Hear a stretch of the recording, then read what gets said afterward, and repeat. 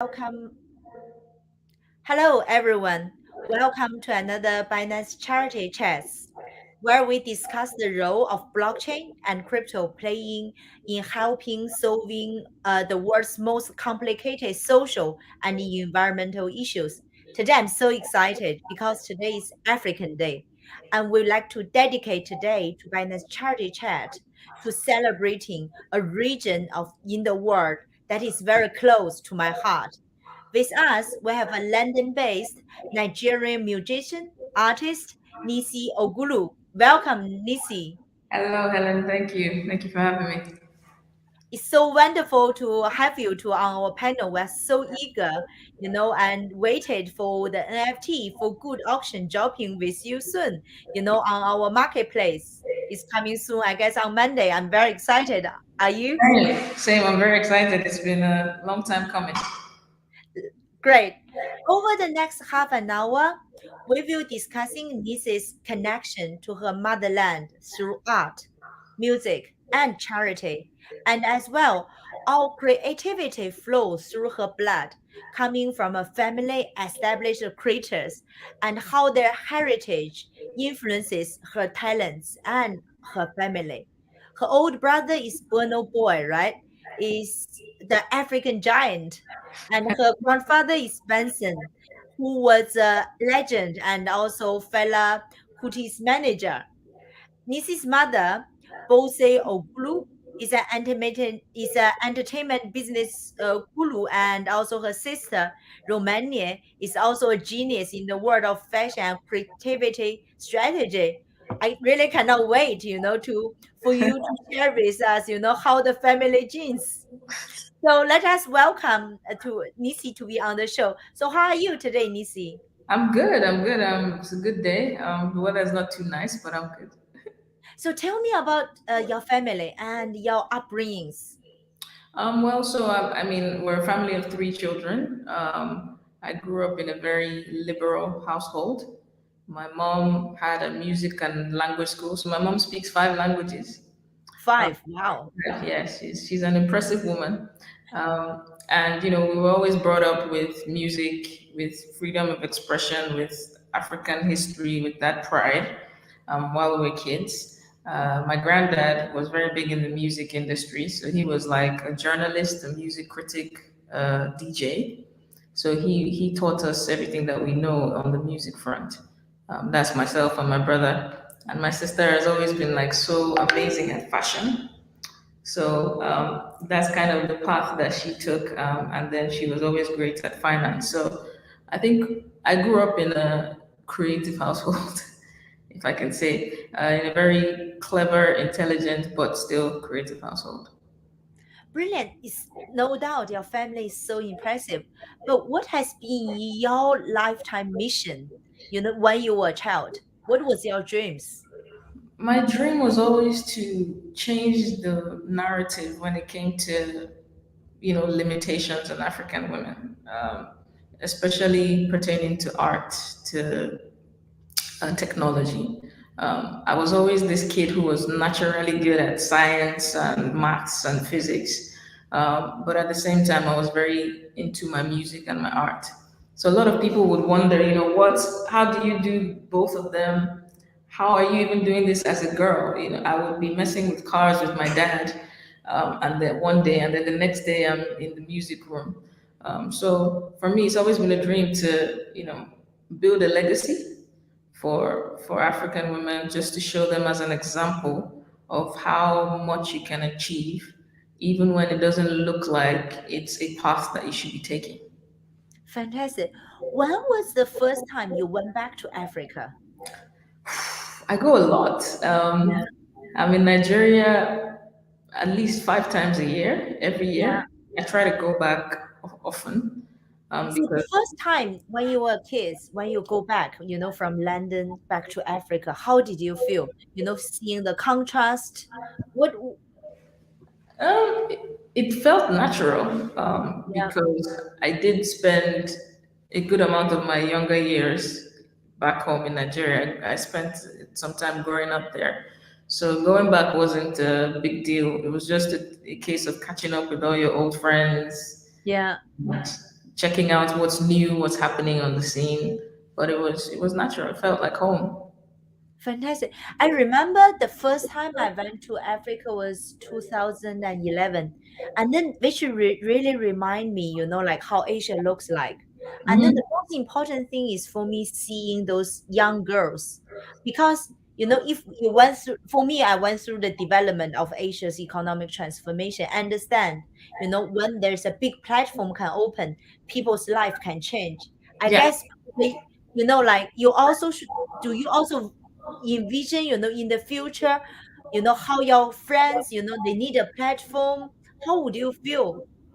I'll feel amazing. I feel like that's what we're doing, and I Yeah, think, yourself, myself, you for the Asian community, it's about really being that beacon of inspiration, yeah. um, and trying your hardest to build the platform for everybody else to be able to stand on and take to the next level.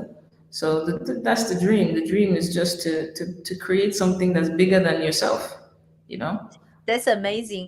I know you're very much into empowering women and technology. Let's move to the technology part. Okay. Why you believe technology is a enabler actually to achieve where you want to achieve? I mean, we are in the digital and technology in the, revolution right now, right?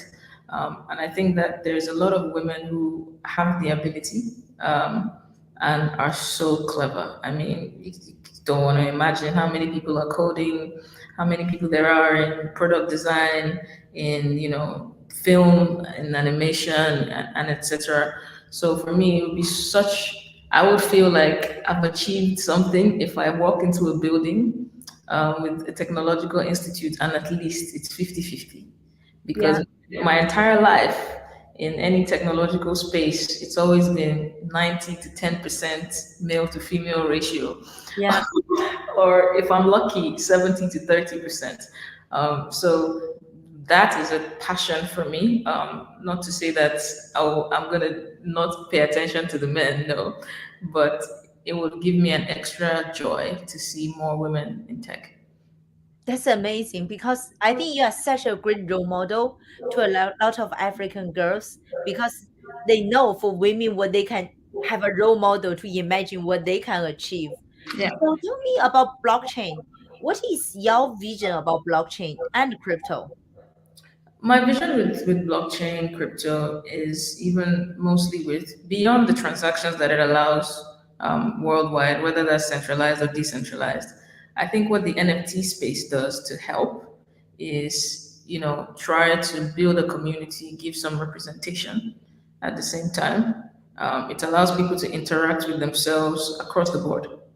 So no matter who you are in terms of how you want to transact with this digital currency or digital platform, it also beyond that, allows you to have a sense of representation that you may not have had before, because it opens up a wider community. You can see a young artist or a young, techpreneur from anywhere in the world building something of their own just because there is this platform for them.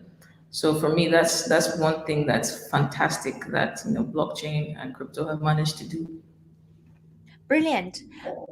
I totally agree with you. I think blockchain, number one, it should achieve if the past 20 years with internet will achieve the free transfer of information, then blockchain should achieve the free transfer of value. And Yeah. then when we achieve this free, in the past 20 years, we get rid of a lot of intermediaries, when Hmm. we transfer information. And let's going forward, the future 20 years, we're also going to get rid of intermediaries in order to free transfer of value. And one of the most important value is inspiration through Yeah. art and music. And this is actually, personally, I'm so fascinated about NFT. I felt this is the technological renaissance for art because in the past, today, if I want to access good local African art, I need to go through an intermediary. But You through do. NFT, I shouldn't. There should be a direct value transfer. Do you see the same in the coming few years? Do you see there's going to be a huge amount, like, powerful art from African to be more accepted, received, and in the rest of the world? Yeah, it's definitely coming. I think a good example to show, as a case study, is even the music industry. See how exportable the African music industry is, and that's where art is going as well. Art is next in that direction if we play our cards right. And I can see a lot of it happening now. Take me for example, being able to have NFTs drop that are art representative, that also represent Africa. If there's more and more of us, I think what you're talking about is bound to happen in no time. Brilliant. Tell me about this particular NFT job. What was your inspiration of creating this particular series of art? Yeah, so because a lot of my art is based around Africa and Yeah. always has a musical influence, I always used to wonder, how we always play these nice instruments today, the grand piano, the guitar that looks so fancy. And I wondered, back in the day in Africa, what made music? Oh, Was that's it a great question. was it just horns? Was it the bow and arrow that they would use to hunt that they could create sounds with? So I started doing a lot of research, and I saw exactly that hunters back in the day would turn their bow and arrows into musical instruments. Women would weave different threads from trees to create sounds with the griot, and they take. It was so fascinating to me, and that birthed this idea that life is like jigsaw puzzles. Mm, There's so many different pieces to one particular picture. yeah. You don't see things at surface value. There's much deeper than what you think you know. There's many more layers, and that's why the NFT collection came about. The Jigsaw Tribe, which is taking it back to the tribal days, talking about music, and then everything being in jigsaw pieces because it was a revelation for me. It was discovering that there's so many more things that you don't know about people in general, and if we can all program our minds to learning more about ourselves, I think the world would be such a better place for everybody. Amazing. And then talk about NFT.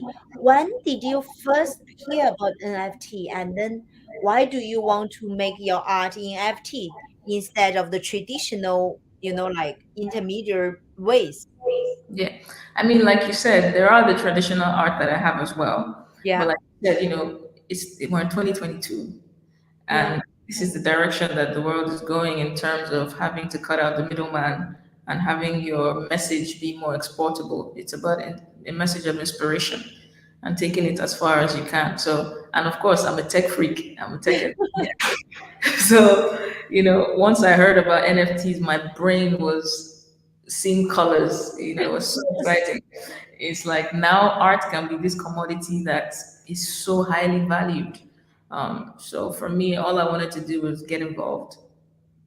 Amazing. And then also let's talk about the traditional distribution model. Like what do you say? Even though people like you, from a very privileged, with a lot of connections, family, you have access for a lot of intermediaries. But now it's also coming to a turning point. You said, you know what? I want to be directly to be Yeah. more connected to my fans, right? Yeah, because it's hard. Doing an exhibition, you go to one place, everybody can't come to that country, you're shipping paintings everywhere. It's hard. And this makes things much easier and allows you to access so many more people. So it's a no-brainer. It's fantastic. Brilliant. And then the other thing I also like to tap your brain, since you are also, like you're a tech. This is some question I've been thinking. You know, there is the current NFT, also there's going to be the future NFT. If the ultimate goal for blockchain is free transfer of values, right? If we're talking about Web3, Mhm. people should also have certain ownership. you Yeah, know do you also see people who will buy your NFT, they becoming part of your community? It's a lifetime community. You yeah, should come to nurture and curate, and then building a connection through your fans, because previously people bought your art, you don't know who they are, right? yeah, Today, actually you are able to track who actually bought your art. They've got the address. You don't know the physical person, but then you are able to reward those people even though a year later, 6 months later, with some of your news. Would you yeah, continue actually to treating your NFT and to maintain the community with? yeah. Definitely, because who are you without a community? I guess all of us. So Web3 is fascinating for me, even in terms of having real estate in the metaverse. If you think of things of that nature, and okay, my mind has gone a little further in terms of having people experience even art exhibitions in the virtual world, right? And that being your NFT space as well, and having a hangout location for everybody in your community. It just builds a sense of interaction. You can communicate, you can have a group of people with like minds, and even from the art, it can translate to another mission that's positive to another thing. I just think it's great. It's a great opportunity to have that group of people that just form a chain reaction and keeps growing. Brilliant. You are also very multi-talented individual. You've also made short films, experimented with different form of art, animation, music. How do you think the diverse creative background has an influence in your journey? I think that people are always looking for something new. And I think there's a strength in diversity when it comes to that, because the beauty of diversity is the difference in all of us. And I think that that's something that, especially with storytelling, like you mentioned, and animation, Yeah. being able to portray the African creative brilliance is something that has been neglected for a while. But now you can see that there is a yearn. People are trying to know more. People want to be more interested. Like you, being fascinated with Africa. For me, it's important to have representation. The same way, a Spanish girl can see somebody that looks like her on TV in a Disney film and feel like, she can be a princess too. It's the same sort of mindset that helps our younger generation build a better mentality. And I think storytelling is a key part of that, and having somebody that represents who you are. Fantastic. Nisi, so I want to also ask a tough question. Did you also struggled? You have, perfect background, now you're so famous. Has your journey, everything has been always been smooth, or you also struggled? And then Oh, what are the biggest struggles you've had? Share us. um, you know, everybody wishes they had the fairy tale story, but life doesn't work like that. um, Totally. so I have definitely had my share of struggles, being in at a I mean coming to London, and being not only the minority but in race, but minority in gender as well in the industries that I'm in. But I never looked at it in that way. And I think that was the turning point for me, or that was what made me different. My mom has always taught us to know that you are the best.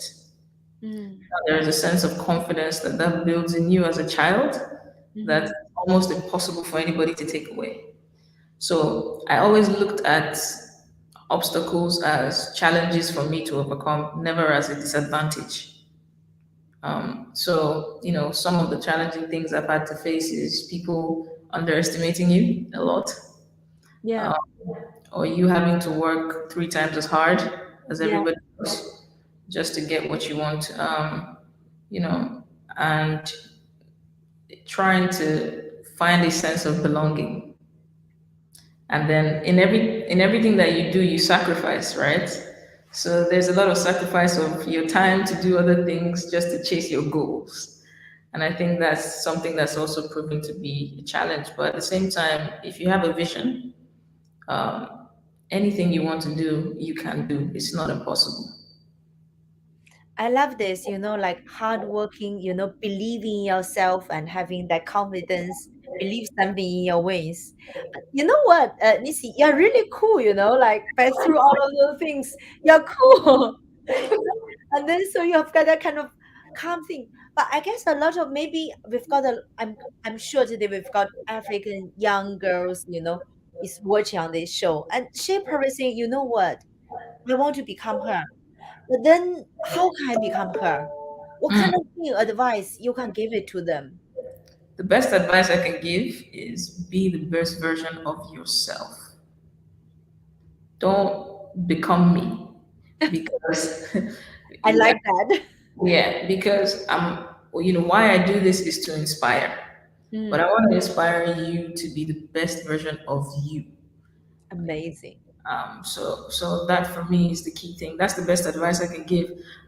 Try to always be the best version of yourself, and take everything in life that you do as important. You know, focus is key, and make sure that you chase your dreams. Don't give up. The difference between success and failure is quitting. So always continue to work hard and strive. Don't let anybody tell you you can't do it. That's so fascinating. And really, I think there's a lot of wisdom there, don't give up, I'm sure our audience loves that. Now let's talk about the charity work. Tell me about why are you also so interested in charity work, and what have you been doing in the past, and what is your vision for the future? Yeah, I mean, so many things have touched me growing up. Even if we grew up comfortable, my parents never let us forget that in the world, what makes you a good human being is catering to others. So I grew up with my mom, always going to orphanages. She was active. She would take me and my siblings. During Christmas time, we would bring out, she's like, okay, all the best dresses you have, bring them out. And we're giving it away. We would ourselves go and do it. So during COVID, with the reach, we noticed that hunger was a big problem in Africa, especially in our community. So we decided to look for the areas that were hit the hardest and were neglected the most. And it just so happened right in the back door of where I grew up, in the Riverine area, as you're battling lockdown and a virus, people don't even have access to basic meals a day.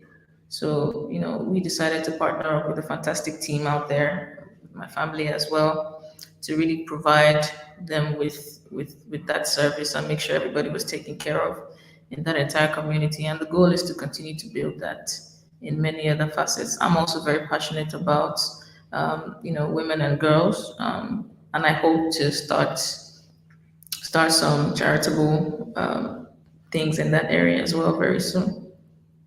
Fantastic.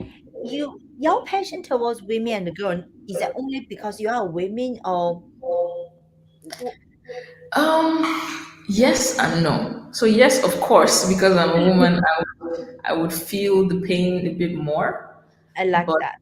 but also because it's clear that there is a problem Mm, that this specific group of people are facing.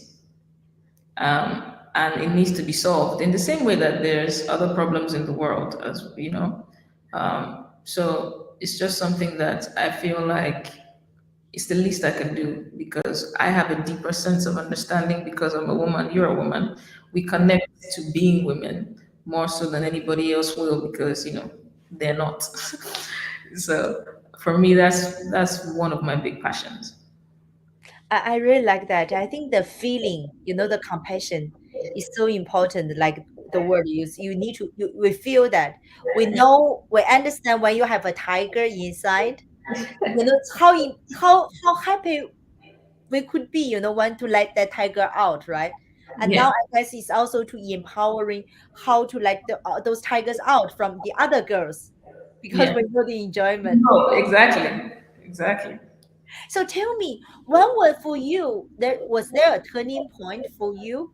You really let that tiger out from you, or this came from very early stage, or actually or your teenager, or What's funny is it's when I was really young.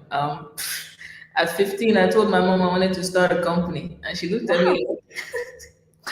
looked at me like you must be joking. Go back to school. But at the same time, she listened, and encouraged me. So I started my art company when I was 16 years old, and we started trying to build a blueprint and a plan for my life. I don't know. As a kid, I always just wanted more than what every other kid was doing. I would sometimes be on the playground looking around thinking, why am I playing? It's weird, but those were the kind of things that were going through my head. It's more. I'm sure there's people that are doing more important things in the world. So why can't you be one of them? Yeah.